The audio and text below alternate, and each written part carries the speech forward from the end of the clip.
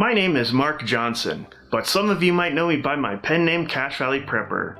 I'm a big fan of off-grid living, but I'm also a huge fan of giving away original, easy-to-do projects you can assemble quickly and cheaply at home, many of which you'll find in our new book, Survival Sanctuary. Today I'll show you how to set up your own 400-watt solar generator in under an hour. No engineering degree required, faster and cheaper than it would cost you to have it installed.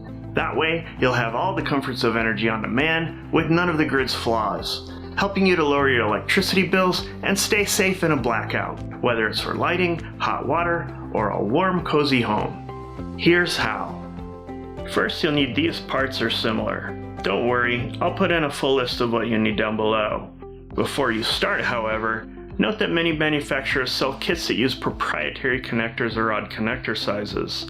This is to encourage you to buy exclusively from them, and to avoid mistakes, as cables can only connect one way. To adapt your cables if necessary, simply clip off the connectors, strip 1/4 inch of insulation from them, Please click on the link below the video to watch the full content.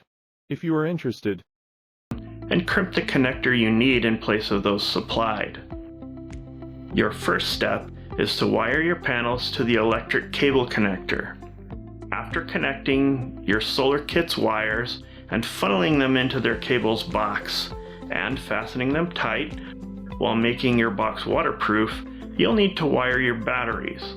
To do this, place them in a row. Here I have added rubber insulation, but this is optional. Next, connect each of your batteries in tandem, with the positive terminal of each unit linking to the other. Then, wire each battery up to its universal connector. As you see, this unit is already generating power, about 15.5 photovoltaic volts, and it's far from a sunny day. Just be sure to place yours in maximum sunlight. All that's left now is to link your panels to a socket.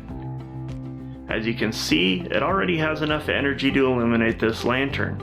For safety reasons, I also encourage you to add a box with a fuse so your system will be safer. Happily, this is just one of many DIY projects you'll find in Survival Sanctuary, our latest guide to off-grid survival. please click on the link below the video to watch the full content. If you are interested,